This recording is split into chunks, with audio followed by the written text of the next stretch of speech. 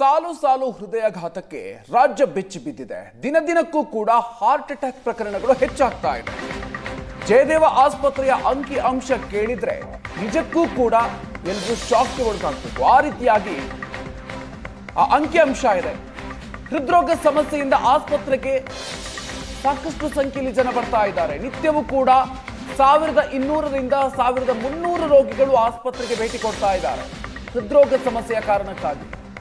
ಇದರಲ್ಲೂ ಕೂಡ ಕಳೆದ ಒಂದು ವಾರದಿಂದ ರೋಗಿಗಳ ಸಂಖ್ಯೆ ಹೆಚ್ಚಾಗಿದೆ. ಹಾಸನದಲ್ಲಿ ಹೃದಯಾಘಾತಕ್ಕೆ ಅತಿ ಹೆಚ್ಚು ಬಲಿಯಾಗಿರೋದು ಕೂಡ ಇಲ್ಲಿ ಆತಂಕವನ್ನು ಮೂಡಿಸ್ತಾ ಇದೆ. ಈ ಬೆನ್ನಲ್ಲೇ ರಾಜ್ಯದ ಜನರು ಆತಂಕಕ್ಕೆ ಒಳಗಾಗಿದ್ದಾರೆ. ಜಯದೇವಕ್ಕೆ ಟೆಸ್ಟಿಂಗ್ಗೆ ಬರೋರ ಸಂಖ್ಯೆ ಏರಿಕೆಯಾಗಿದೆ, ದೊಡ್ಡ ಪ್ರಮಾಣದಲ್ಲಿ ಏರಿಕೆಯಾಗಿದೆ. ಆಸ್ಪತ್ರೆಯಲ್ಲಿ ಒಂದು ವಾರದಿಂದ OPD ಫುಲ್ ರಶ್ ಆಗಿದೆ. ರೋಗಿಗಳಿಂದ ತುಂಬಿ ತುಳುಕ್ತಾ ಇದೆ ಜಯದೇವ ಆಸ್ಪತ್ರೆ. ಆತಂಕಕಾರಿ ಪರಿಸ್ಥಿತಿಯನ್ನ ಕಂಡು ಜನರಿಗೆ ಆತಂಕ ಹೆಚ್ಚಾಗ್ತಾ ಇದೆ. ಹೀಗಾಗಿ ಜಯದೇವ ಆಸ್ಪತ್ರೆಗೆ ದೊಡ್ಡ ಪ್ರಮಾಣದಲ್ಲಿ ಜನರು ಬರ್ತಾ ಇದ್ದಾರೆ. ನಿತ್ಯವೂ ಕೂಡ 1200ರಿಂದ 1300 ರೋಗಿಗಳು ಆಸ್ಪತ್ರೆಗೆ ಭೇಟಿ ಕೊಡ್ತಾ ಇದ್ದಾರೆ. ರಾಜ್ಯದಲ್ಲಿ ಹೃದಯಾಘಾತ ಪ್ರಕರಣಗಳ ಸಂಖ್ಯೆ ಹೆಚ್ಚಾಗ್ತಾ ಇದೆ. ಅದರಲ್ಲೂ ಹಾಸನದಲ್ಲಿ ಯುವ ಜನತೆಯಲ್ಲೇ ಜಾಸ್ತಿ ಹಾರ್ಟ್ ಅಟ್ಯಾಕ್ ಆಗ್ತಾ ಇರುವಂಥದ್ದು ಇತ್ತೀಚೆಗೆ ಏನು ಬೆಳಕಿಗೆ ಬಂದಿರುವಂಥದ್ದು. ಇದ್ರ ಬಗ್ಗೆ ಮಾತನಾಡೋದಕ್ಕೆ ನಮ್ಮ ಜೊತೆಗೆ ಜಯದೇವ ಆಸ್ಪತ್ರೆಯ ನಿರ್ದೇಶಕರಾಗಿರುವಂತಹ ಡಾಕ್ಟರ್ ರವೀಂದ್ರನಾಥ್ ಅವರಿದ್ದಾರೆ. ಯಾಕೆ ಇದು ಜಾಸ್ತಿ ಆಗ್ತಾ ಇದೆ, ಮತ್ತು ಅಲ್ಲಿ ಇವಾಗ ಸ್ಟೆಮಿ ಯೋಜನೆಯನ್ನು ಜಾರಿ ಮಾಡಬೇಕು ಅಂದರೆ ತರಬೇಕು ಅನ್ನುವಂಥದ್ದನ್ನು ಈಗಾಗಲೇ ಆರೋಗ್ಯ ಇಲಾಖೆಗೂ ಕೂಡ ಒಂದಷ್ಟು ಮನವಿಯನ್ನು ಮಾಡಿಕೊಂಡಿದ್ದಾರೆ. ಇದ್ರ ಬಗ್ಗೆ ಮಾತನಾಡ್ತಾರೆ. ಸರ್, ಈಗಾಗಲೇ ನಿಮಗೂ ಕೂಡ ಗೊತ್ತಿದೆ ಹಾರ್ಟ್ ಅಟ್ಯಾಕ್ ಸಂಖ್ಯೆ ಜಾಸ್ತಿ ಆಗ್ತಾ ಇದೆ. ಅದು ಕೂಡ ಯುವಕರಲ್ಲೇ ಜಾಸ್ತಿ ಆಗ್ತಾ ಇರುವಂಥದ್ದು ಏನು ಕಾರಣ ಅಂತ? ಈಗ 40ರಿಂದ 45 ವರ್ಷ ಕೆಳಗಿನವರು ನಮ್ಮ ಆಸ್ಪತ್ರೆಯಲ್ಲಿ ಹೃದಯಾಘಾತದಿಂದ ಬರ್ತಕ್ಕಂಥವರ ಸಂಖ್ಯೆ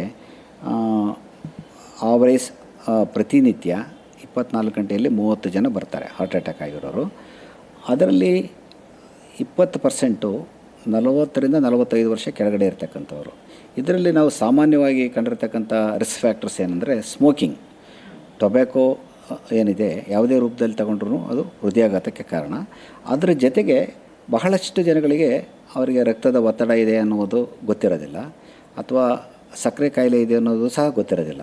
ಕಾರಣ ಏನಂದರೆ ಇವೆರಡರಿಂದ ಸಕ್ಕರೆ ಕಾಯಿಲೆ ಅಥವಾ ರಕ್ತದ ಒತ್ತಡ ಸೈಲೆಂಟ್ ಡಿಸೀಸ್ ಅಂತ ಕರಿತೀವಿ ನಾವು.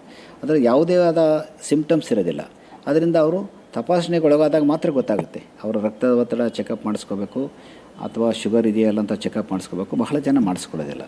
ಸೊ ಅದರ ಅರಿವಿಲ್ದಲೇ ಅವರಿಗೆ BP ಇದೆ ಅಥವಾ ಶುಗರ್ ಜಾಸ್ತಿ ಇದೆ ಅನ್ನೋ ಅರಿವೇ ಇರೋದಿಲ್ಲ. ಅಂಥವರು ಸಹ ಬರ್ತಾರೆ. ಹಾಗೂ ತಂದೆ ತಾಯಿಗಳಲ್ಲಿ ಅವರ ಫ್ಯಾಮಿಲಿ ಕುಟುಂಬದಲ್ಲಿ ಜೆನೆಟಿಕ್ ಅಂತ ಏನು ಹೇಳ್ತೀವಿ, ಅಲ್ಲಿ ಚಿಕ್ಕ ವಯಸ್ಸಿನಲ್ಲಿ ಏನಾದರೂ ಹಾರ್ಟ್ ಅಟ್ಯಾಕ್ ಆದರೆ ಚಿಕ್ಕ ವಯಸ್ಸಿನಲ್ಲೂ ಹಾರ್ಟ್ ಅಟ್ಯಾಕ್ ಆಗುತ್ತೆ. ಅದರ ಜೊತೆಗೆ ಇತ್ತೀಚೆಗೆ ಈ ಒಬೆಸಿಟಿ ಅಂದರೆ ಬಹಳಷ್ಟು ಜನ ಆಹಾರ ಪದ್ಧತಿ ಚೇಂಜ್ ಆಗಿದೆ. ಅಂದರೆ ಈ ರೆಡ್ ಮೀಟ್ ಅಂತ ಏನು ಹೇಳ್ತೀವಿ ಜಾಸ್ತಿ ಉಪಯೋಗಿಸ್ತಾರೆ, ಕೊಬ್ಬಿನಾಂಶ ಇರ್ತಕ್ಕಂಥದ್ದು ಉಪಯೋಗಿಸ್ತಾರೆ. ಹಾಗೂ ಈ ಎಲ್ಲ ಪಿಜ್ಜಾ, ಬರ್ಗರ್ ಆ ಥರ ಅಂದರೆ ಆಹಾರ ಪದ್ಧತಿಯಲ್ಲಿ ಜಾಸ್ತಿ ಆಗಿದೆ. ಆಮೇಲೆ ದೈಹಿಕ ಚಟುವಟಿಕೆ ಇಲ್ಲ. ಬಹಳಷ್ಟು ಜನ ಸೋಮಾರಿಗಳು. ಡೈಲಿ ನಾವೇನು ಹೇಳ್ತೀವಿ, ಹೃದಯಾಘಾತ ತಡಿಬೇಕಂದ್ರೆ 30ರಿಂದ 45 ನಿಮಿಷ ವಾಕ್ ಮಾಡಬೇಕು. ಆಹಾರದಲ್ಲಿ ಅವರು ಸೊಪ್ಪು, ಹಣ್ಣು, ತರಕಾರಿ, ಒಳ್ಳೆಯ ಆಹಾರ ಸೇವಿಸಬೇಕು, ಮಾಡ್ತಾಯಿಲ್ಲ.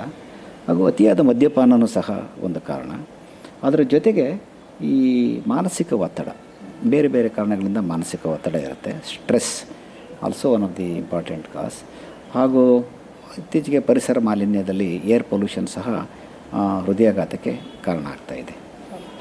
ಇವನ್ನು ನಾವು ತಡೆಗಟ್ಟಬೇಕು ಅಂದರೆ ಮುಖ್ಯವಾಗಿ ಯುವಕರು ಸ್ಮೋಕಿಂಗ್ ನಿಲ್ಲಿಸಬೇಕಾಗುತ್ತೆ. ಟೊಬ್ಯಾಕೊ ಯಾವುದೇ ರೂಪದಲ್ಲಿ ಆದರೂ ಸಹ ಸೇವಿಸಬಾರ್ದು. ಹಾಗೂ ಇತ್ತೀಚೆಗೆ ಮಾದಕ ವಸ್ತುಗಳ ಸೇವನೆಯೂ ಇದೆ.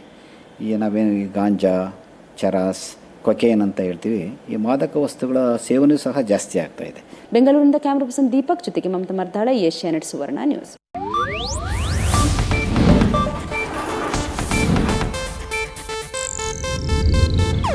ಇದು ಏಷ್ಯಾನೆಟ್ ನ್ಯೂಸ್ ನೆಟ್ವರ್ಕ್ ಪ್ರಸ್ತುತಿ.